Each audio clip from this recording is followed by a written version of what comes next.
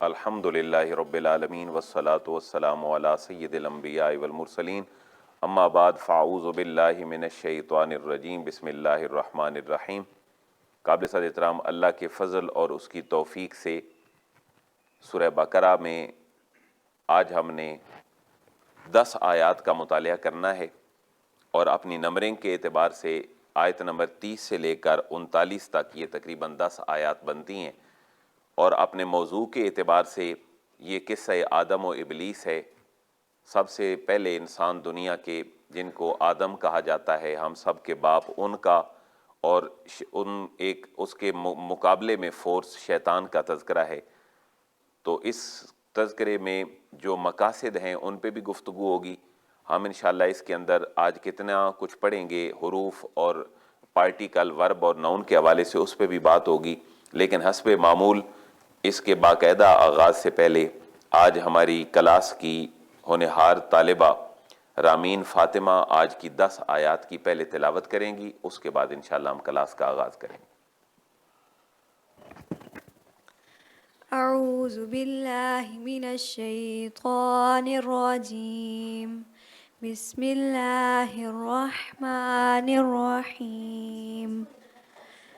وَإِذْ قَالَ رَبُّكَ لِلْمَلَائِكَةِ إِنِّي جَاعِلٌ فِي الْأَرْضِ خَلِيفَةً قَالُوا وَتَجْعَلُ فِيهَا مَن يُفْسِدُ فِيهَا وَيَسْفِكُ الدِّمَاءَ وَنَحْنُ نُسَبِّحُ بِحَمْدِكَ وَنُقَدِّسُ لَكَ قَالَ إِنِّي أَعْلَمُ مَا لَا تَعْلَمُونَ۔ وَعَلَّمَ آدَمَ الْأَسْمَاءَ كُلَّهَا ثُمَّ عَرَضَهُمْ عَلَى الْمَلَائِكَةِ فَقَالَ أَنبِئُونِي بِأَسْمَاءِ هَؤُلَاءِ إِن كُنتُمْ صَادِقِينَ۔ قَالُوا سُبْحَانَكَ لَا عِلْمَ لَنَا إِلَّا مَا عَلَّمْتَنَا إِنَّكَ أَنْتَ الْعَلِيمُ الْحَكِيمُ۔ قال يا آدم أنبئهم بأسمائهم فلما أنبأهم بأسمائهم قال ألم أقل لكم إني أعلم غيب السماوات والأرض وأعلم ما تبدون وما كنتم تكتمون۔ وَإِذْ قُلْنَا لِلْمَلَائِكَةِ اسْجُدُوا لِآدَمَ فَسَجَدُوا إِلَّا إِبْلِيسَ أَبَى وَاسْتَكْبَرَ وَكَانَ مِنَ الْكَافِرِينَ۔ وَقُلْنَا يَا آدَمُ اسْكُنْ أَنْتَ وَزَوْجُكَ الْجَنَّةَ وَكُلَا مِنْهَا رَغَدًا حَيْثُ شِئْتُمَا وَلَا تَقْرَبَا هَٰذِهِ الشَّجَرَةَ فَتَكُونَا مِنَ الظَّالِمِينَ۔ صدق اللہ العظیم۔ جی الحمدللہ، یہ قصہ آدم و ابلیس، اس کا آغاز اللہ رب العزت کے اس بابرکت ارادے سے ہو رہا ہے جب اللہ رب العزت نے ملائکہ کو فرمایا۔ یہاں پر ترجمے میں بھی ہمیں تھوڑی سی غور کی ضرورت ہے کہ اللہ رب العزت نے ملائکہ سے کیا مشورہ کیا تھا یا ملائکہ کو اپنے ارادے سے آگاہ فرمایا تھا۔ تو اس میں بہت زیادہ احتیاط کی ضرورت ہے کہ اللہ نے ملائکہ سے مشورہ نہیں فرمایا بلکہ اپنے ارادے سے فرشتوں کو آگاہ فرمایا۔ اس کا ذرا برڈ آئی ویو کر لیں آج کی 10 آیات مبارکہ کا، تو اس کے اندر تقریباً ہم لال کلر میں آپ کو جو ورب نظر آ رہے ہیں، یہ 53 ورب ہیں ہمارے سامنے۔ جو گرامر کا شوق رکھتے ہیں یہ ان کے لیے بات ہے، اور تقریباً 111 ہمارے ناؤنز ہوں گے جو آج کے ہم لیکچر میں دیکھیں گے، اور 80 کے قریب ہمارے پارٹیکلز ہیں اور حروف ہیں۔ تو یہ پورا کمبینیشن الحمدللہ آج کی 10 آیات مبارکہ میں ہوگا۔ لیکن جس کو ورب کی، ناؤن کی اور پارٹیکل، پرپوزیشن وغیرہ کی سمجھ نہ ہو، وہ اسی تنویر القرآن پہ گرامر کا باقاعدہ جو لیکچرز کی پلے لسٹ ہے وہ اس کو سنیں۔ ہم انشاءاللہ ساتھ ساتھ اس کے اوپر بھی چیزوں کو پوسٹ کر رہے ہیں۔ ایک دفعہ ان ساری چیزوں کا برڈ آئی ویو آپ اس لحاظ سے بھی دیکھیں کہ اس میں سب سے پہلی بات تو یہ ہے کہ ملائکہ کا تذکرہ ہے۔ تو ملائکہ کن کو کہتے ہیں؟ ملائکہ کے بارے میں ہمارا عقیدہ کیا ہونا چاہیے؟ تو مفسرین نے یہ بات لکھی ہے کہ فرشتے اللہ تبارک و تعالیٰ کی نورانی مخلوق ہیں، ہم اللہ کی بشری مخلوق ہیں۔ وہ نورانی مخلوق ہیں، وہ کھاتے نہیں، پیتے نہیں، نکاح نہیں کرتے، اولاد پیدا نہیں کرتے، اللہ کے میسنجرز ہیں، اللہ کا پیغام پہنچاتے ہیں۔ وہ گناہ سے محفوظ ہیں، خواہ صغیرہ ہوں خواہ کبیرہ ہوں۔ ہمارا جسم کثیف ہے، ان کا جسم لطیف ہوتا ہے، وہ نور ہیں، وہ کسی کو نظر نہیں آتے. ہاں اللہ کسی کو طاقت دے دے تو وہ پھر نور کو بھی اور فرشتوں کو بھی دیکھ سکتا ہے. جیسے جبریل امین آقا دو جہاں کی خدمت میں تشریف لاتے تو پھر وہاں پر آپ ان کو دیکھتے، کبھی وہ کسی شکل میں آتے. لہذا فرشتے جو ہیں وہ اللہ کی نورانی مخلوق ہیں. دوسرا تذکرہ یہاں پر آدم کا ہے، تو یہ بات ذہن میں بٹھا لیں کہ یہ ہماری ہی بات ہے کیونکہ ہمارے باپ کی بات ہے. تو آدم کس کو کہتے ہیں؟ آدم کے لٹرل میننگ کیا ہے؟ سب سے پہلی بات تو یہ کہ آدم کا لفظ اللہ نے قرآن مجید میں تقریباً 25 مقامات پر ذکر فرمایا ہے. یعنی قصہ آدم و ابلیس تو زیادہ جگہ پر ہے، لیکن آدم کا نام اللہ نے کتنی دفعہ ذکر فرمایا؟ 25 دفعہ ذکر فرمایا ہے. اور یہ واقعہ قصہ آدم و ابلیس اللہ نے 72 مقامات پر ریپیٹ فرمایا. یہ نہیں ہے کہ یہ ریپیٹیشن ہے صرف جس سے بندہ اکتا جائے. ہر جگہ پہ اس واقعے سے کچھ نہ کچھ مقصود تھا اور بتانا تھا. وہ جب میں آیات کی طرف آتا ہوں تو میں اس بات کو بھی آپ کے پیش نظر رکھتا ہوں. آدم علیہ السلام تھے کون؟ ان کا قد مبارک کتنا تھا؟ اس حوالے سے ہمارے سامنے صحیح بخاری کی ایک حدیث ہے 6227 نمبر. آپ اس کا اردو انگلش ترجمہ بھی دیکھ سکتے ہیں کسی سافٹ ویئر میں. حضرت ابو ہریرہ سے روایت ہے کہ اللہ نے آدم علیہ السلام کو جب پیدا فرمایا تو آپ کا جو قد مبارک ہے وہ 60 ہاتھ تھا. تو جو ہاتھ ہے وہ تقریباً 1 فٹ سے زیادہ ہے. تو 60 ہاتھ تھا آپ کا قد. اللہ رب العزت نے جب آپ کو پیدا فرما دیا تو فرمایا کہ اے آدم اب یہ میری ایک مخلوق ہے فرشتے، ان کے پاس جاؤ اور ان کو سلام کرو. جو سلام کا جواب یہ تمہیں دیں گے یہ تمہاری پوری اولاد کا سلام اور اس کا جواب ہوگا. تو یہ جو ہم سلام کرتے ہیں تو کیا کہتے ہیں؟ السلام علیکم. آدم علیہ السلام نے بھی یہ کہا جو حدیث کے الفاظ ہیں. تو فرشتوں نے جواب میں کہا وعلیکم السلام ورحمۃ اللہ. تو یہی آدم علیہ السلام کی اولاد کا آج تک جو ہے وہ سلام ہے. ایک بات یہاں اور ذہن میں رکھنے والی ہے، پھر میں ترجمے کی طرف آؤں گا، کہ اللہ رب العزت نے حضرت آدم علیہ السلام کو جو چیز سب سے پہلے سکھائی وہ چیزوں کے نام تھے. تو لغت تھی.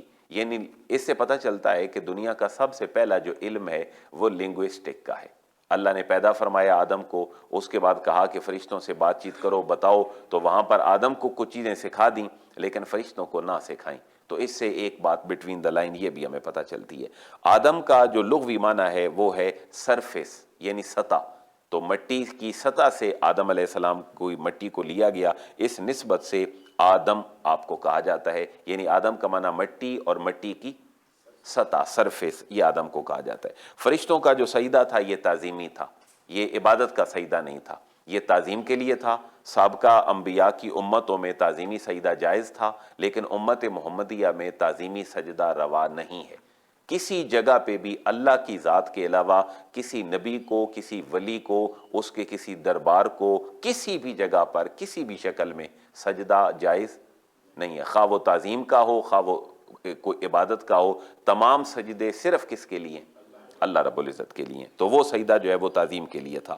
اور اس کے بعد ابلیس کا تذکرہ ہے.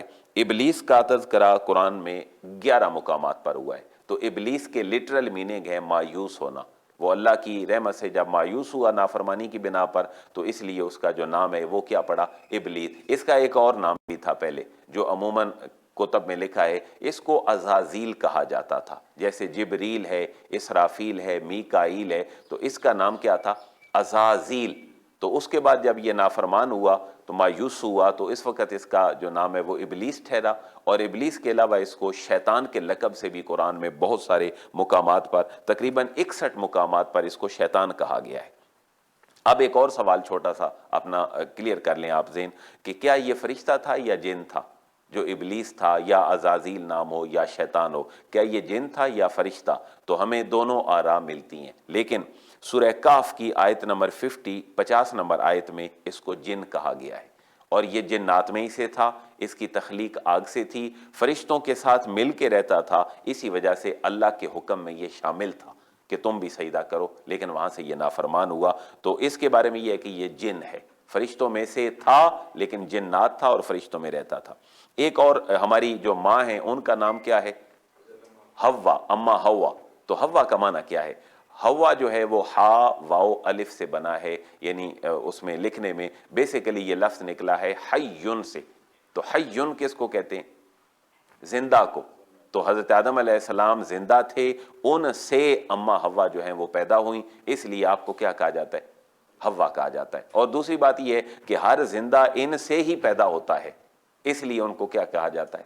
حوا کہا جاتا ہے۔ تو قرآن مجید میں یہ تقریباً 72 مقامات پر پورا واقعہ ذکر ہوا ہے۔ یہاں پر یہ بھی سن لیں کہ 72 مقامات پر آیا کیوں ہے؟ کیا یہ ریپیٹیشن ہے جس سے انسان اکتا جائے؟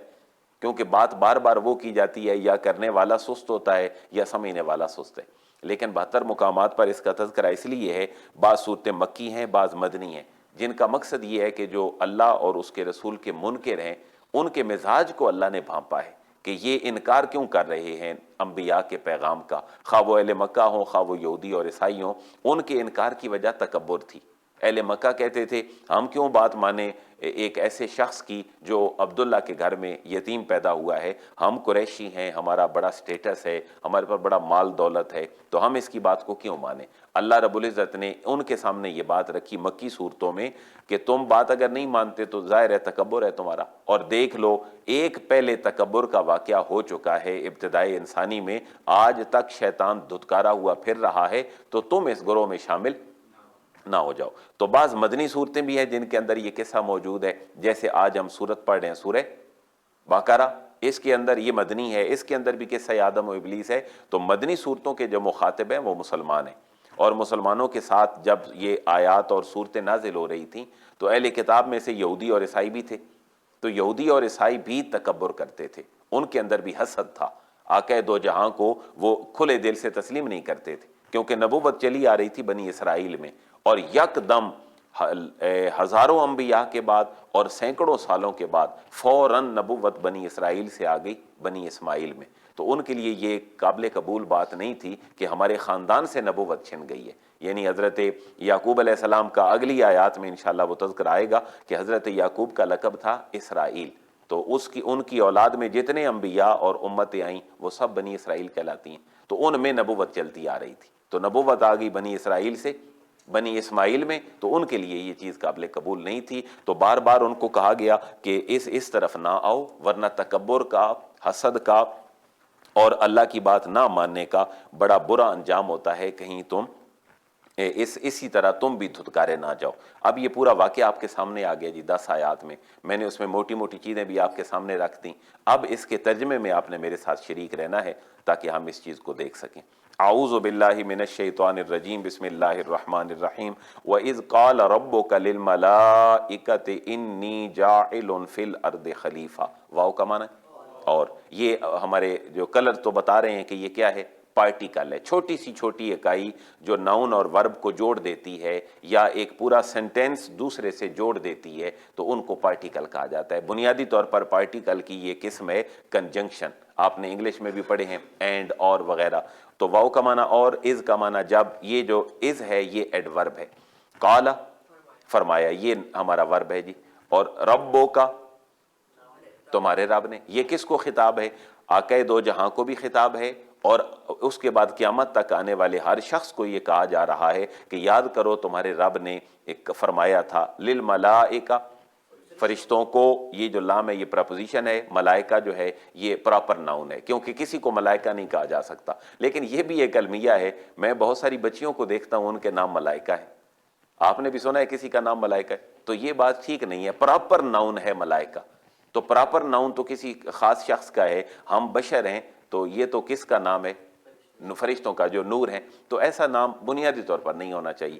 تو رب بھی جو ہے یہ پراپر ناؤن ہے، تو رب میں کچھ جو ہے وہ کامن ناؤن والی چیز بھی پائی جا رہی ہے، کیونکہ اس سینس میں خاندان کا سربراہ جو خاندان کو پالتا ہے اس کو بھی رب عموماً کہا جاتا ہے، لیکن وہ اس سینس میں نہیں ہے جس سینس میں یہ رب ہے جس نے ہمیں پیدا کیا ہے۔ اور جب فرمایا تمہارے رب نے فرشتوں کو، انی بے شک میں جاعلن بنانے والا ہوں، فی الارض زمین میں خلیفہ ایک نائب، تو نائب تو تب ہوتا ہے جب انسان خود چلا جائے، تو اس سے یہ مراد نہ لیا جائے کہ اللہ کچھ مقامات پر ایسا بھی ہو کہ اللہ نہیں ہے تو اب جو ہے وہ آدم علیہ السلام کام کریں ان کی جگہ پر، تو ایز سچ یہ خلیفہ مراد نہیں، بلکہ اللہ رب العزت کی صفات کا حامل ایک شخص اللہ دنیا میں پیدا فرمانے لگا ہے۔ قالو، فرشتوں نے کہا، یہ جمع کا صیغہ ہے، اتجعلو، کیا، تجعلو، اللہ، فرشتے کہتے ہیں اللہ تو بنائے گا، فیہا، اس میں یعنی کس میں؟ زمین میں. من یفسد فیہا، من جو یفسد فساد کرے گا. یہ جو من ہے یہ ریلیٹیو ناؤن پرو ناؤن ہے، ریلیٹیو پرو ناؤن ہے، اس کو ہم دیکھیں گے اپنی کلاس میں. فیہا اس زمین میں، ویسفک اور بہائے گا الدماء خون، یہ زمین میں خون بہائے گا. وَنَحْنُ نُسَبِّحُ بِحَمْدِكَ وَنُقَدِّسُ لَكَ، واو کا معنی اور حالانکہ نحن ہم فرشتے عرض کرتے ہیں اللہ ہم نسبح تسبیح بیان کرتے ہیں بحمدک تیری تعریف کے ساتھ. اللہ کی تعریف کے مختلف طریقے ہیں، الحمدللہ، سبحان اللہ، اللہ اکبر، لا الہ الا اللہ. تو فرشتے اسپیسیفکلی اللہ کے حضور عرض کرتے ہیں اللہ ہم تیری تسبیح کرتے جو ہیں بحمدک تیری تعریف کے ساتھ. وَنُقَدِّسُ لَكَ، واو کا معنی اور نقدسو ہم پاکی بیان کرتے ہیں لاکا تیری. آپ یہاں پر ترجمے میں دیکھ رہے ہوں گے کہ لام کے نیچے میں نے لکھا ہے زائدہ، تو بعض جگہ پہ کچھ پریپوزیشن زائد ہوتی ہیں لیکن ان کا معنی جو ہے وہ سٹریس کے لیے سٹریس پیدا کرتا ہے، تو تاکید پیدا کرتا ہے. وَنُقَدِّسُ لَكَ کا معنی کیا بنا؟ اور ہم پاکی بیان کرتے ہیں لاکا تیری، یعنی صرف تیری. اللہ ہم تو صرف تیری عبادت کرتے ہیں، ہم تو کھاتے بھی نہیں پیتے بھی نہیں، ہم تو باقی مصروفیات ہیں ہی کوئی نہیں، تو نے آرڈر کیا ہے تو ہم تیری پاکی بیان کر جو رہے ہیں. تو اللہ نے کیا ارشاد فرمایا؟ قال انی اعلم ما لا تعلمون، قال فرمایا اللہ نے انی بے شک میں، کہ میں، یہ جو انی ہے یہ بھی ہماری ان میں پارٹیکلز میں سے ہے انا، اور یہ ایکیوزیٹیو پارٹیکل ہیں، تو یہ تقریباً تعداد میں 6 ہیں. ان کے اوپر ایک پورا لیکچر ہے ہمارا اس کے علاوہ. عالم میں جانتا ہوں، ما لا تعلمون جو تم نہیں جانتے ہو. پھر کیا کیا؟ اللہ رب العزت نے آدم کو برتری دی اور برتری دینے میں انہیں کچھ سکھایا. یہاں سے پتہ چل رہا ہے کہ برتری مال و دولت سے نہیں ہے، بلکہ اللہ فرما رہے ہیں قصہ آدم و ابلیس کی شکل میں کہ برتری جو ہے وہ علم اور نالج کی بنیاد پر ہے.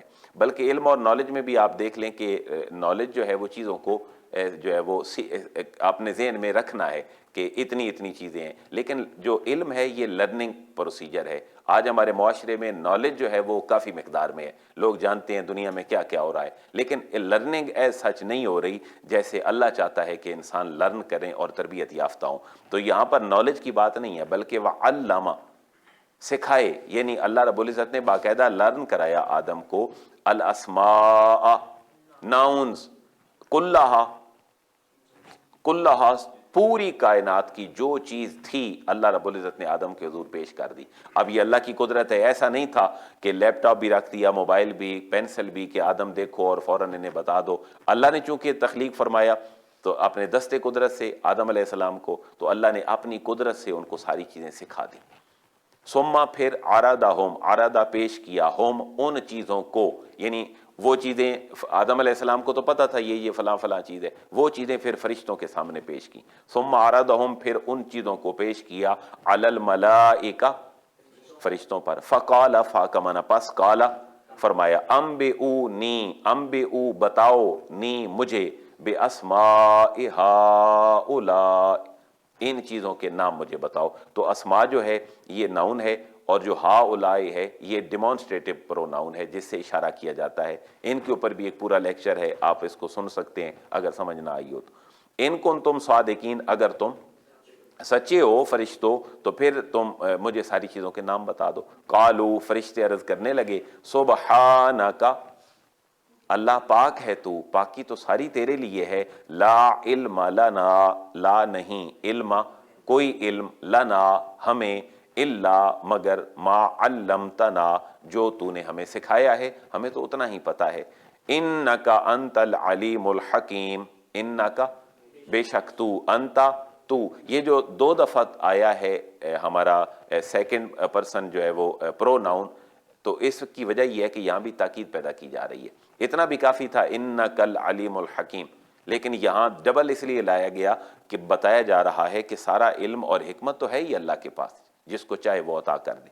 انک بے شک تو، انتا تو ہی، العلیم جاننے والا، الحکیم حکمت والا. یہاں یہ میری اور آپ کی تربیت کے لیے بڑی پیاری بات ہے، علم کے ساتھ حکمت بھی درکار ہوتی ہے.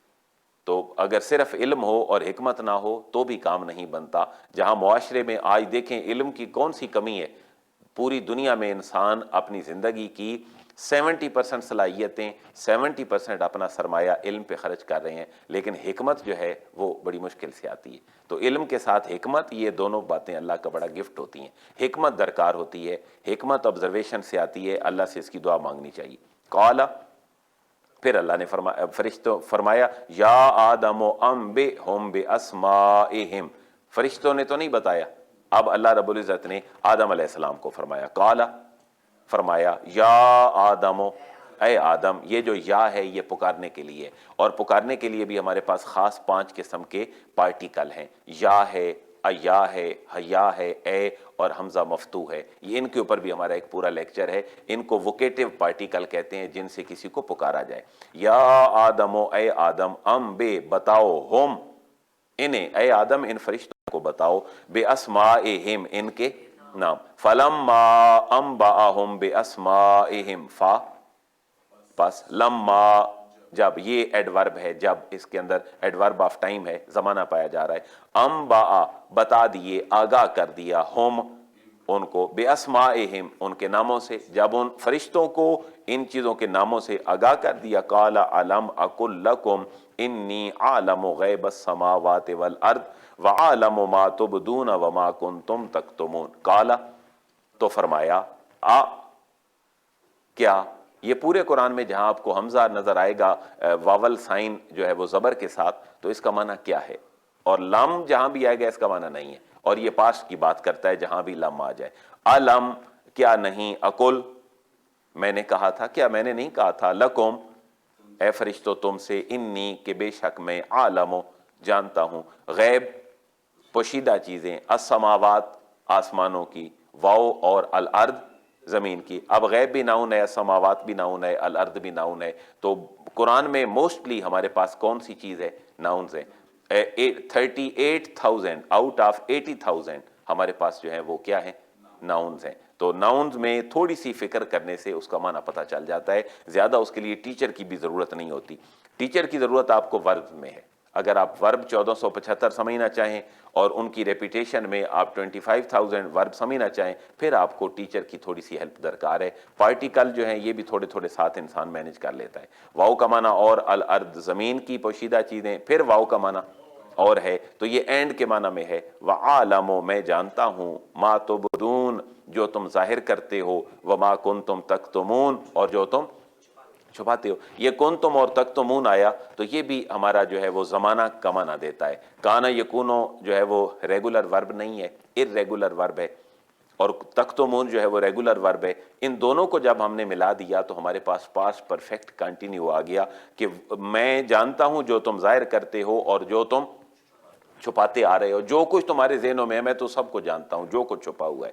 وَإِذْ قُلْنَا لِلْمَلَائِكَةِ اسْجُدُوا لِآدَمَ فَسَجَدُوا إِلَّا إِبْلِيسَ، واو اور از، جب قلنا ہم نے حکم دیا، یعنی قلنا کا معنی ہے کہنا، لیکن ترجمے کی سینس واضح ہو جائے کہ جب ہم نے حکم دیا للملائکہ فرشتوں کو، اسجدوا سجدہ کرو، لآدم آدم کو، فسجدوا پس سب نے سجدہ کیا، الا سوائے ابلیس، ابلیس کے۔ اب الا جو ہے یہ ایکسیپٹیو پارٹیکل ہے۔ اس سورہ کاف کی 50 نمبر آیت میں یہ ہے کہ یہ کیا تھا، وَكَانَ مِنَ الْجِنِّ، یہ جنات میں سے تھا، موسٹلی زیادہ رائے قرآن کی ہے۔ ابا وہ منکر ہوا، وَاسْتَكْبَرَ واو کا معنی اور استکبارہ، پتہ چلا کہ تکبر کا جو انجام ہے وہ ٹھیک نہیں ہے، ہمیں بھی اس سے جو ہے وہ باز رہنا چاہیے۔ وَكَانَ اور ہو گیا، من الکافرین کافروں میں سے، یعنی منکر ہو گیا، انکار کرنے والوں میں سے ہو گیا۔ وَقُلْنَا اب جب یہ سارا کام ہو گیا تو پھر اللہ رب العزت نے آدم علیہ السلام کو جنت میں بھیجا۔ اب ایک اور چھوٹی سی بات ہے کہ کیا آدم اور حوا دونوں پہلے پیدا ہو چکے تھے یا آدم جنت میں گئے اور اما حوا جنت میں پیدا ہوئیں؟ اس کے بارے میں دونوں آراء مفسرین نے لکھی ہیں۔ ہم میں سے کوئی پاس تو موجود نہیں تھا، لیکن روایات ملتی ہیں صحابہ سے، اور کچھ چیزیں اسپیسیفک یہ نہیں کسی حدیث میں موجود کہ کہاں پیدا ہوئی، لیکن دونوں آراء ہیں۔ پہلے آدم علیہ السلام پیدا ہوئے، پھر اما حوا جنت میں جانے سے پہلے پیدا ہوں۔ لیکن ایک رائے یہ بھی ہے، اور امام الماوردی نے اپنی تفسیر میں یہ بات لکھی ہے کہ آدم علیہ السلام جب جنت میں چلے گئے تو تنہا جنت میں کوئی اور ہے ہی نہیں، اس وقت پھر ان کی اجنبیت کو ختم کرنے کے لیے اللہ نے ان کا ایک ساتھی پیدا کیا انہی سے ہی، اور وہ ان کی بیوی تھیں جو ہم سب کی ماں ہیں۔ تو یہ چھوٹی سی ایک بات ہے، اس کو اپنے ذہن میں رکھ لیں۔ اور ہم نے فرمایا اے آدم اسکن، سکونت اختیار کرو، رہو، انت تم و زوجک اور تیری بیوی، الجنت جنت میں رہو، وکلا اور دونوں جو ہے وہ کھاؤ، منہا اس جنت سے، راغدا بڑے اطمینان سے، حیثو شئتما جہاں سے بھی تم چاہو۔ یہ جو حیثو ہے یہ بھی ایڈورب ہے، لیکن ایڈورب آف پلیس ہے، جہاں سے بھی چاہو۔ راغدن میں آپ کہہ سکتے ہیں جب بھی چاہو، اور حیثو میں آپ سمجھ سکتے ہیں جس جگہ سے چاہو، تو دونوں معنوں میں ہو۔ لیکن ایک حد فاصل قائم کر دی کہ وہ کھاؤ تو ضرور، لیکن ایک جگہ کے قریب تم نے نہیں جانا۔ وَلَا تَقْرَبَا هَٰذِهِ الشَّجَرَةَ، واو کا معنی اور لا کا معنی جی، نہ تقربا تم دونوں قریب نہ جانا، هَٰذِهِ الشَّجَرَةَ اس درخت کے۔ تو یہ درخت تھا کون سا، اس کے بارے میں بھی مختلف روایات ہیں۔ ہمارے ہاں مشہور یہ ہے کہ وہ درخت کیا تھا، گندم کا تھا، لیکن گندم کو ہم درخت کہتے ہیں یا فصل کہتے ہیں؟ وہ تو فصل ہے۔ درخت وہ ہوتا ہے جس کی باقاعدہ جڑیں ہوں اور بڑا مضبوط ہو، انسان اس کے سائے میں بیٹھ سکے، اس کی لکڑیاں چیزوں کے بنانے کے کام آ سکیں، وہ کیا ہوتا ہے؟ وہ درخت ہے۔ لیکن آدم علیہ السلام اور اما حوا کو منع کیا جا رہا ہے کہ تم نے نہیں جانا، وہ کیا ہے؟ تو اس کے بارے میں 4-5 آراء ہیں۔ ایک تو یہ تھا کہ وہ جن چیزوں کی اللہ نے قسم اٹھائی ہے، والتین والزیتون، زیتون اور انجیر، ان کے قریب نہیں جانا حق ہیں۔ لیکن ایک رائے یہ ہے کہ جو فرشتوں کا نظام تھا، اللہ نے فرمایا تم نے اس کے قریب نہیں جانا۔ لیکن ہم یہ ایک مثال کے طور پر لیں، ہم درخت کے پیچھے نہ پڑیں کہ وہ کون سا تھا، لیکن ایک مفہوم بتایا جا رہا ہے کہ اللہ نے منع فرمایا، اور اللہ جس چیز سے منع فرمائے اس سے ہمیں کیا ہونا چاہیے؟ رک جانا چاہیے۔ اگر ہم نہیں روکیں گے تو پھر ہم پنشمنٹ کے مستحق ہوں گے۔ اور یہاں اس واقعے سے یہ بھی بات بتائی جا رہی ہے کہ صرف غلطی پہ پنشمنٹ ہی نہیں ہوتی، بعض اوقات غلطی کر بیٹھتا ہے انسان، پنشمنٹ ہو جاتی ہے، لیکن جو اس کے بعد ہے معافی بھی مل جاتی ہے اللہ کی بارگاہ سے۔ تو امید بھی دلائی جا رہی ہے اور جھنجھوڑا بھی جا رہا ہے۔ تو تم نہ جانا اس درخت کے قریب۔ اگر آپ سے اب کوئی پوچھے میری اس گفتگو کے بعد کہ ذکر ہے سورہ بقرہ میں کہ اس درخت کے قریب نہ جانا، تو تم ترجمہ قرآن کی کلاس میں پڑھتے ہو تو کیا سیکھا ہے؟ تو آپ کی فائنڈنگز کیا ہیں؟ وہ درخت کیا ہے؟ آپ اس کو کہیں ایک پروہیبٹڈ ایریا ہے جس کے بارے میں کہہ دیا گیا تم نے اس کے قریب، اور جسٹ آزمائش تھی۔ ہمارے لیے کوئی فلسفی نہیں کہ وہ کون سا درخت تھا، نہ اس کے اندر ہماری نجات ہے کہ ہم کہیں جی وہ فلاں چیز کا درخت ہمیں پتہ ہو تو پھر ہی ہماری بخشش ہوگی، ایسی بات نہیں ہے۔ وہ جو بھی چیز ہو اللہ نے اس سے بس منع فرما دیا، اور آزمائش مقصود تھی۔ فَتَكُونَا، فا کا معنی ورنہ، تکونا ویسے فا پارٹیکل ہے، لیکن پارٹیکل جو ہیں یہ بڑے ایسوسیٹ ہو جاتے ہیں، بڑا جو ہے وہ ملٹیپل سے میننگز دے دیتے ہیں۔ فَتَكُونَا ورنہ تم ہو جاؤ گے، من الظالمین ظالموں میں سے۔ تو ظالم کون ہوتا ہے؟ ظالم وہ ہے جو زیادتی کرتا ہے، جہاں پر کوئی چیز رکھنی ہو جو وہاں پر نہیں رکھتا، وہ بھی لٹرل میننگ میں پھر کیا ہے؟ وہ ظالم کہلاتا ہے، ورنہ ظالموں میں سے ہو جاؤ گے۔ وہی بات ہوئی جس کا ڈر تھا، فَأَزَلَّهُمَا الشَّيْطَانُ عَنْهَا فَأَخْرَجَهُمَا مِمَّا كَانَا فِيهِ، فا کا معنی پس، ازلّ لغزش دی، ہما ان دونوں کو، الشیطان شیطان نے، انہا اس سے، یعنی کس سے؟ وہ جو ایک ایریا تھا، نو گو ایریا، اس سے جو ہے وہ جنت سے پھسلا دیا۔ فَأَخْرَجَهُمَا، فا کا معنی پس، اخرجا نکلوا دیا، ہما ان دونوں کو۔ یہاں دیکھیں نا جی، خارجہ ہوتا تو اس کا معنی تھا نکلنا، یہاں خارجہ نہیں سیکنڈ فارم ہے، تو کیا بنا؟ اخرجا ان کو نکلوا دیا، مما جہاں سے، کانا وہ تھے دونوں، فیہ اس میں، یعنی ان کو شیطان نے اس سے یعنی جنت سے انہیں لغزش دی، اور جہاں رہتے تھے وہاں سے انہیں الگ کر دیا، نکال دیا۔ وَقُلْنَا اهْبِطُوا بَعْضُكُمْ لِبَعْضٍ عَدُوٌّ وَلَكُمْ فِي الْأَرْضِ مُسْتَقَرٌّ وَمَتَاعٌ إِلَىٰ حِينٍ۔ پھر اللہ نے فرمایا، واو اور قلنا، ہم نے فرمایا، ویسے اس کا معنی کہنا ہی ہے، لیکن چونکہ اس کی نسبت اللہ کی طرف ہے تو اس کا باادب ترجمہ یہ ہے کہ وَقُلْنَا، اللہ رب العزت فرما رہے ہیں ہم نے فرمایا، اہبطوا، یہ امر ہے جی، کمانڈ ہے، حکم دینے کے لیے، اہبطوا اتر جاؤ، اترنے کی بھی تمہیں سزا ہوگی، بعضکم لبعض عدو، بعضکم تمہارے بعض کچھ تم میں سے، لبعض کچھ کے، عدو دشمن ہوں گے، دشمنیاں بن جائیں گی۔ تو یہی ہوتا ہے اولاد آدم میں، کچھ نہ کچھ دشمنیاں انسان کی چلتی رہتی ہیں، تو کبھی تو انسان اپنے آپ کا بھی دشمن ہو جاتا ہے، سکون بھی نہیں ملتا۔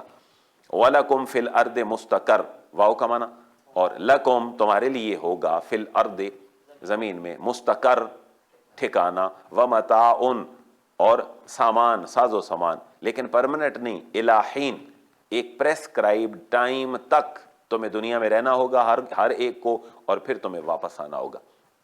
اسی لیے کسی کی زندگی کو بقا نہیں ہے، ہر انسان جو دنیا میں آیا ہے اس نے واپس اللہ کے حضور جانا ہے، یہی معنی ہے، ٹھکانہ زمین پہ ہے اور سامان ہے الی حین مقررہ وقت تک۔ لیکن آج سائنس کہاں پہنچ چکی ہے؟ آج ٹیکنالوجی چاند اور سورج اور مریخ پہ اور مختلف جو سیارے ہیں ان کے اوپر اپنی پراپرٹیز بنانے کا سوچ رہی ہے، تو اس وقت کیا ہو جائے گا پھر؟ اللہ تو فرما رہا ہے تمہارا ٹھکانہ کدھر ہے؟ زمین کے اوپر ہے۔ تو بہرحال تحقیقات تو انسان کی ہیں، وہ جہاں تک لے جائے، لیکن منشا اور مرضی تو کس کی چلنی ہے؟ اللہ کی چلنی ہے۔ کوئی مریخ پہ چلا جائے یا چاند پہ چلا جائے یا سورج پہ چلا جائے، اس کی بقا جو ہے وہ زمین کے اوپر ہی ہے۔ فَتَلَقَّىٰ آدَمُ مِن رَبِّهِ كَلِمَاتٍ فَتَابَ عَلَيْهِ، یہاں سے وہ مفہوم نکل رہا ہے کہ چلیں ان سے ایک کام ہو گیا جس سے اللہ نے منع فرمایا تھا، لیکن ہم یہ نہیں کہتے کہ ان سے غلطی ہوئی۔ آدم علیہ السلام اللہ کے نبی ہیں، اور نبی کا کوئی فعل بھی غلطی نہیں ہوتا۔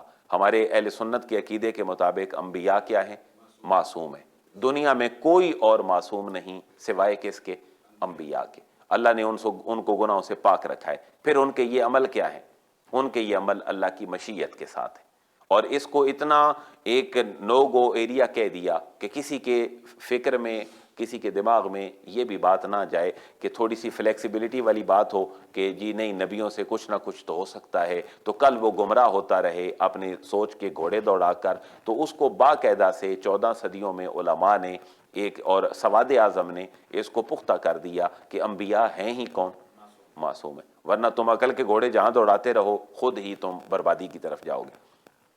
آدم علیہ السلام نے اللہ سے کچھ کلمات سیکھ لی، اور وہ اللہ کے حضور پڑھے تو ان کا کام ہو گیا، اللہ نے ان کی توبہ قبول فرما دی۔ یہاں سے پتہ چل رہا ہے کہ کچھ ذکر کرنا، اللہ کو یاد کرنا اور اللہ کی طرف رجوع کرنا، یہ اللہ کو بڑا پسند ہے، اور ہمیں کہا جا رہا ہے کہ اپنے باپ کی جو ہے وہ راہ اور اس کے نقش قدم پر چلو۔ تمہارے باپ سے ایک کام ہوا، انہوں نے تمہیں سکھانے کے لیے کہہ دیا کہ تم بھی ایسا کہو، اللہ تمہارے بھی گناہوں کو معاف فرما دے گا۔ دیکھیں آدم علیہ السلام اترے کدھر؟ زمین پہ۔ کہا جاتا ہے کہ وہ سری لنکا کا ایک مقام ہے، اور جو اماں حوا ہیں یہ جدہ کے مقام پہ اتریں، جو موجودہ سعودی عرب میں جدہ ہے۔ اس کی وجہ بھی یہی ہے کہ جدہ عربی میں دادی کو کہتے ہیں۔ تو پھر اس کے بعد یہ سینکڑوں سال، میں ایک تفسیر پڑھ رہا تھا اردو کی معروف تفسیر نعیمی، انہوں نے لکھا کہ 300 اور کچھ سال آدم علیہ السلام اور اماں حوا ایک دوسرے کی تلاش میں زمین پہ پھرتے رہے۔ جب جنت میں اکیلا پن محسوس ہوا آدم علیہ السلام کو، تو اللہ نے کس کو پیدا کر دیا؟ اماں حوا کو۔ اب زمین میں جب دونوں آ گئے تو دونوں جدا ہیں، 7 براعظموں پہ مشتمل دنیا پڑی ہے، لیکن آدم اور حوا ایک دوسرے کو مل نہیں رہے۔ تو سینکڑوں سال اللہ کے حضور دونوں جو ہے وہ گریہ زاری کرتے رہے۔ پھر اللہ سے کچھ کلمات سیکھے، وہ کلمات اس صورت کی بالکل آخر میں دیے گئے، ربنا ظلمنا انفسنا وان لم تغفر لنا وترحمنا لنکونن من الخاسرین۔ اور پھر جہاں پر ان کی توبہ قبول ہوئی، اللہ ہر صاحب حیثیت بندے پر اس مکان میں جا کر، اس جگہ پہ جا کر اللہ سے اپنے گناہوں کی جو معافی ہے اس کی طلب کا اور درخواست کا اللہ اس کو موقع دیتا ہے۔ کس مقام پر؟ جبل رحمت پر۔ جب انسان عرفات میں جاتے ہیں تو وہاں جبل رحمت ہے، وہاں کھڑے ہوتے ہیں انسان، مینا میں جاتے ہیں، مزدلفہ میں جاتے ہیں، عرفات میں جاتے ہیں، وہ اللہ کے حضور جب پیش ہوتے ہیں تو آدم علیہ السلام جو ہیں وہ اپنے باپ کی سنت پہ عمل کرتے ہیں، اور سنت پہ عمل کرتے ہوئے جب اللہ سے معافی مانگتے ہیں تو پھر اللہ بھی ان کی طرف رجوع کر لیتا ہے۔ توبہ کا ایک معنی یہ بھی آپ نے ذہن میں رکھیں کہ توبہ ہمارے ہاں کیا مشہور ہے کہ توبہ کیا ہوتی ہے؟ توبہ ہوتی ہے، لیکن توبہ ہوتی کیا ہے؟ ایک تو مفہوم ہے نا کہ اللہ کے حضور جو ہے وہ معافی مانگ لی، کو نفل پڑھ لیے، لیکن توبہ تے واؤ اور بے، تابہ اصل میں تھا وہ تابہ بنا۔ تابہ کے جو لٹرل میننگ ہے وہ توجہ کرنا ہے، تو انسان توبہ کرتا ہے، لیکن اللہ کا ایک صفاتی نام بھی ہے جو ہے تواب۔ تو تواب اللہ کون ہے؟ تواب ہے، اور بندہ جو ہے وہ بھی تائب ہوتا ہے۔ تو بندہ اللہ کی طرف جب رجوع کرتا ہے تو بھی اللہ کی طرف رجوع ہوتی ہے، اور جب اللہ اس کی طرف نظر رحمت فرماتا ہے تو وہ اللہ کی بندے کی طرف کیا ہوتی ہے؟ رجوع۔ تو توبہ کے لٹرل میننگ اور مفہوم کیا ہے؟ لوٹ آنا، رجوع کرنا۔ بندہ اللہ کی طرف لوٹتا ہے تو اللہ بندے کی طرف لوٹتا ہے۔ ایک اور حدیث مبارکہ ہے کہ آقا دو جہاں نے فرمایا کہ اللہ رب العزت انسان کے لوٹنے سے بڑا خوش ہوتا ہے. انسان ایک بالشت اللہ کی طرف آتا ہے تو اللہ ایک پورا ہاتھ اس بندے کے قریب آتا ہے. جب اس کا بندہ چل کے اس کی طرف جاتا ہے تو وہ اللہ اپنے بندے کی طرف دوڑ کے آتا ہے. یہ مختلف مثالیں دی گئی ہیں. اور نوافل کے ذریعے اللہ کا جب قرب اختیار کرتا ہے تو پھر اللہ اس سے راضی ہو جاتا ہے. مفہوم سمجھ آ گئی؟ اب آپ ترجمے کی طرف آئیں. فَتَلَقَّى آدَمُ مِن رَبِّهِ فا کا معنی دین پھر پس، کیونکہ وہ پچھلی چیزیں چل رہی تھیں تو یہاں پر اسی مفہوم کو کنٹینیو کیا. تلقا سیکھ لیے، یہ ویسے اس کا معنی ہوتا ہے ملاقات کرنا، لیکن یہاں پر مفہوم جو ہے اس کو سامنے کیا جا رہا ہے. سیکھ لیے آدم علیہ السلام نے من ربہ، من کا معنی سے رب ہی، اپنے رب سے. یعنی یہ نہیں کہا کہ رب سے سیکھ لیے، لیکن انسان کے اس معاملے میں بھی اللہ انڈیکیٹ فرما رہا ہے کہ میرا بندہ جب لوٹ کے آتا ہے میں تب بھی اس کا رب ہوتا ہوں. گناہ کے بعد بھی آدم علیہ السلام کا معاملہ تو گناہ نہیں تھا، لیکن ہمیں سمجھایا جا رہا ہے کہ جب تم گناہ کر بیٹھو تو میں پھر بھی تمہارا رب ہوں. یہ نہ سمجھو کہ میں نے تمہیں اپنے آپ سے دھتکار دی ہے. تو مر رب ہی، آدم نے کہاں سے سیکھے؟ اپنے رب سے سیکھے. کلمات، کچھ کلمات. فتابا، فا کا معنی پس، تابا توبہ قبول کی، علیہ اس کی، یعنی اللہ نے کیا فرمائی؟ توجہ فرمائی آدم پر. انہو هو التواب الرحیم. یہ وہ بات آ گئی میں جو آپ کو سمجھا رہا تھا. انہ بے شک، یہ ایکیوزیٹو جو ہے وہ پارٹیکل ہے اور یہ تاکید اور سٹریس پیدا کرتا ہے. آپ انگلش کسی بھی ترجمے میں دیکھیں اس کا معنی ہوگا ویریلی، نو ڈاؤٹ، اور اس میں شک دور کیا گیا ہے. انہو ہوا، دونوں چیزیں لائی گئیں کہ وہی ہے التواب، جو بہت زیادہ توبہ قبول کرنے والا. یعنی کون؟ توجہ فرمانے والا، یعنی توجہ فرمانے والا اللہ. الرحیم، مہربان بھی ہے، توبہ بھی قبول کرتا ہے، رجوع فرماتا ہے کیونکہ وہ بڑا مہربان ہے. قُلْ نَهْبِطُوا مِنْهَا جَمِيعًا فَإِمَّا يَأْتِيَنَّكُم مِّنِّي هُدًى فَمَن تَبِعَ هُدَايَ فَلَا خَوْفٌ عَلَيْهِمْ وَلَا هُمْ يَحْزَنُونَ. تو اس کے بعد اگلا پروسیجر ہے کہ اللہ رب العزت نے فرمایا قُلْنَا، ہم نے فرمایا اہبطوا، اتر جاؤ، منہا، اس سے، جمیعا، سارے کے سارے. جب وہ جنت سے نکلنے کا کہا تو سارے کے سارے اتر جاؤ. زمین میں جاؤ گے تو ہوگا کیا؟ تمہارے پاس دو آپشن ہوں گی. یہاں پر جو تقدیر کا مسئلہ ہے وہ بھی حل ہو جاتا ہے کہ کچھ لوگ کہتے ہیں جب اللہ نے لکھ دیا کہ میں بدبخت ہوں، مجھے روزی اتنی ساری ملنی ہے تو میں پھر کیوں کوشش کروں، اللہ نے لکھ جو دیا ہے. تو یہاں دونوں راہیں بتائی جا رہی ہیں کہ میری طرف سے تمہارے پاس ہدایت آئے گی. وہ ہدایت انبیاء کی شکل میں آئے گی، ڈیوائن جو بکس ہیں ان کی شکل میں آئے گی، اور ایک اور ہدایت بھی ہے جو اللہ تعالیٰ نے انسان کے فہم اور فراست میں رکھی ہے. انسان کو پتہ ہے، میں مثال دیتا ہوں، آپ کسی دوسرے تیسرے چوتھے فلور پہ کھڑے ہو کر نیچے چھلانگ لگانے کا سوچیں تو کہاں سے جواب آئے گا کہ ایسا نہیں کرنا؟ خود انسان کو انڈیکیشن آئے گی. یہ ہدایت ہے جو اللہ نے انسان کے خمیر کے اندر رکھی ہے. لوگ تو کہتے ہیں نا، میں سنتا ہوں عموماً چیزیں، لوگ کہتے ہیں جی آج بڑی جدید ٹیکنالوجی آ گئی، اس کے اندر جو ہے وہ بڑے سینسر اور چیزیں لگی ہوتی ہیں، وہ گاڑیوں پہ ایکسیڈنٹ نہیں ہوتے، یہ وہ. میں کہتا ہوں یہ چھوٹی باتیں ہیں. جتنا اللہ نے اس حضرت انسان کی ڈیوائس کو سینسر کے ساتھ پیدا کیا ہے، اتنی دنیا میں کوئی ٹیکنالوجی آج تک پیدا نہیں. دیکھیں جی، گاڑی اگر کو بڑے سے بڑا برانڈ بھی کہیں جا کے کسی خاص موقع پر سینسر کے ساتھ وہ رک جائے، ایکسیڈنٹ نہ ہو وغیرہ وغیرہ. انسان کے اندر کتنے سینسر ہیں؟ اسی مثال کو دوبارہ لائیں. آپ مینار پاکستان پہ لاہور میں کھڑے ہو جائیں اور چھلانگ لگانے کا سوچیں تو اندر سے خوف بھی آئے گا اور کہے گا نہیں نہیں یہاں نہیں کرنا. آگ جل رہی ہو تو ایسا تو نہیں ہوتا کہ ہم اس کو کبھی پکڑ کے کہیں او ہو یہ تو آگ تھی، میں غلطی سے اس کو پکڑ بیٹھا ہوں. یعنی آگ کی طرف جانے سے پہلے ہی کہہ دیا جائے گا کہ یہ کیا ہے؟ یہ سینسر ہیں انسان کے اندر جو اللہ نے لگائے ہیں. اور یہ ٹیکنالوجی جو ہے یہ تو چھوٹی موٹی ہے، اگر انسان اپنی ذات میں ہی غور کر لے تو وہ کتنا بڑا ہے. علامہ اقبال نے اپنی پوری زندگی خودی کے فلسفے کے اوپر صرف کر دی. خودی کو کر بلند اتنا کہ ہر تقدیر سے پہلے خدا بندے سے خود پوچھے بتا تیری رضا کی. یہ خودی وہی ہے جو اللہ کے ساتھ جڑ جانا ہے اور اللہ کی غلامی اور اس کے رسول کی غلامی میں آ جانا ہے. دونوں راستے بتائے جا رہے ہیں جی. انسان مجبور نہیں ہے، انسان مختار بھی نہیں ہے کہ سارا کچھ کر سکے. جناب علی المرتضیٰ شیر خدا مولا کائنات رضی اللہ تعالیٰ عنہ، آپ کے بارے میں ایک روایت مشہور ہے کہ کسی بندے نے آپ سے پوچھا کہ حضرت آپ بتلائیے کہ انسان مجبور ہے یا اس کے پاس کوئی اختیار بھی ہے. آپ نے فرمایا کھڑے ہو جاؤ. وہ کھڑا ہوا تو آپ نے فرمایا اپنی ایک ٹانگ اٹھاؤ. اس نے اٹھا لی. آپ نے فرمایا دوسری بھی اٹھاؤ کھڑے کھڑے. تو اٹھا سکتا تھا؟ نہیں. آپ نے فرمایا یہی حال انسان کا دنیا میں کہ 50% آدھا آدھا انسان مختار ہے، یعنی اس کے پاس اپنی آپشن ہے وہ کر لے، لیکن اتنا بھی نہیں ہے کہ وہ سارے کا سارے ہی کر لے، جیسے تم کھڑے نہیں ہو سکتے ہو۔ تو اللہ نے انسان کو قرآن میں عبد کہا ہے، سلیو اور غلام کہا ہے، اور غلام وہ ہے جو اللہ کے آگے جھک جائے، اس لیے دونوں آپشن انسان کی فطرت میں ہے۔ فَإِمَّا يَأْتِيَنَّكُمْ، فا کا معنی پاس، اما اگر، یاتین آئے، قوم تمہارے پاس، منی میری طرف سے، ہدن ہدایت، تو فمن تابعہ، فا کا معنی پاس، تو من جس نے، یہ جو ہے وہ ریلیٹو پروناؤن ہے، اسماء موصولہ میں سے ہے، تابعہ جس نے پیروی کی، ہدا یا میری ہدایت کی، تو فلا خوف علیہم، انہیں کوئی خوف نہیں ہوگا، ولا ہم یحزنون، اور نہ ہی وہ غمگین ہوں گے۔ والذین کفروا وکذبوا بآیاتنا اولئک اصحاب النار ہم فیہا خالدون۔ یہاں پر یہ بات ذہن میں رکھ لیں، قرآن کا بہت پیارا اسلوب ہے کہ قرآن کبھی سنگل بات نہیں کرتا، قرآن فیزز میں بات کرتا ہے، اور فیزز میں بات دو طرح کی ہوتی ہے کہ انسان، اللہ جب کسی کو بشارت کی بات فرماتا ہے تو ساتھ جو انکار ہے ان لوگوں کے انذار اور ان کے ڈرانے کی بات بھی فرماتا ہے۔ تو ہدایت آ گئی اور انہیں کوئی غم بھی نہیں ہوگا اور وہ کبھی بھی انہیں کوئی خوف بھی نہیں ہوگا، لیکن جو انکار کریں گے اور جھٹلائیں گے انہیں بھی پھر کہا جا رہا ہے کہ تمہارا ٹھکانہ جو ہے وہ پھر دوزخ ہوگی۔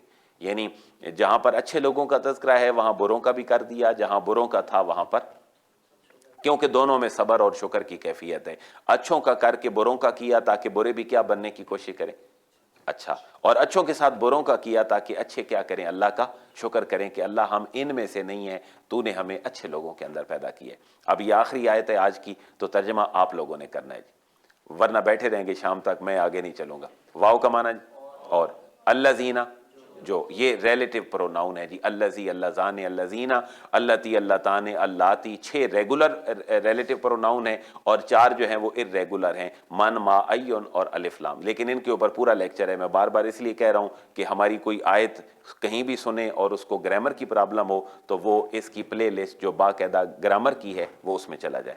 والذین، اور جو کفروا، کفر کریں گے، وکذبوا، اور جھٹلائیں گے، اللہ فرما رہا ہے، بآیاتنا، ہماری نشانیوں کو، اولئک، وہی ہوں گے، اصحاب النار، آگ والے، دوزخ والے، اور کتنی دیر وہاں رہیں گے، ہم فیہا خالدون، وہ ہمیشہ ہمیشہ رہیں گے۔ ایک حدیث مبارکہ ذہن میں رکھ لیں، آقا دو جہاں نے فرمایا ایک وقت آئے گا کہ جب جنتی جنت میں، دوزخی دوزخ میں چلے جائیں گے تو اس کے بعد موت لائی جائے گی، وہ ایک بڑی سی گردن کی طرح اپنا سر یوں اٹھائے گی، کون؟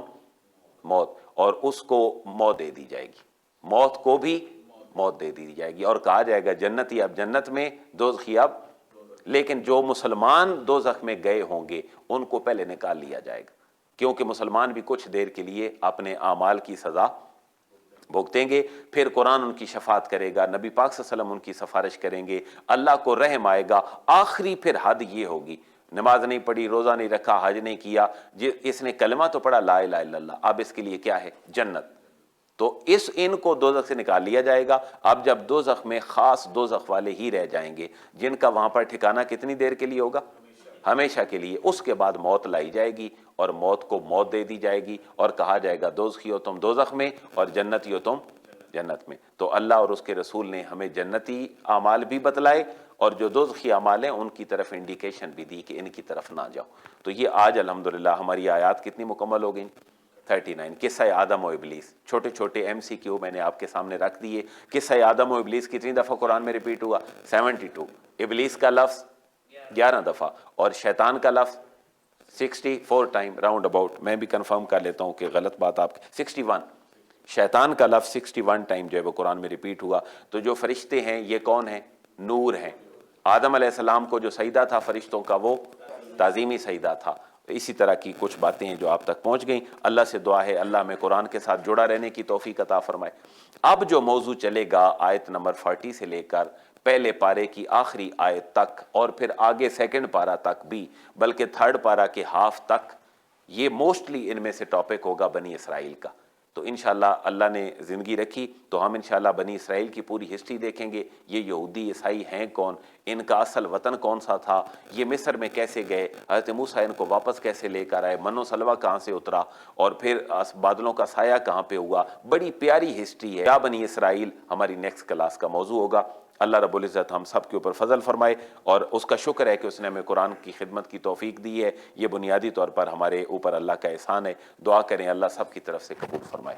الحمدللہ رب العالمین والصلاة والسلام علی سید الانبیاء والمرسلین، ربنا اغفر لنا ولاخواننا الذین سبقونا بالایمان۔ الہ العالمین ہم سب کے اوپر اپنا فضل اور کرم فرما، ہمارے آباء، ہمارے بڑے جنہوں نے ہماری تربیتیں کیں، جس کی بدولت تیرے فضل سے اللہ ہم تیری کتاب کے ساتھ تمسک کیے بیٹھے ہیں، جو دنیا سے چلے گئے ہیں ان کی بخشش اور مغفرت فرما، جن کے والدین حیات ہیں ان کو صحت اور ایمان کی سلامتی والی زندگی نصیب فرما۔ اللہ تیرا شکر ہے تو نے اپنی کتاب پڑھنے، سمجھنے، سمجھانے کی یہ ترکیب ہمارے دل و دماغ میں ڈالی، توفیق دی، ہمیں مزید شکر کی توفیق نصیب فرما، ہمیں ان کاموں میں اخلاص للہیت نصیب فرما۔ وصلی اللہ تعالی علی رسولہ خیر خلقہ محمد وآلہ وصحبہ اجمعین۔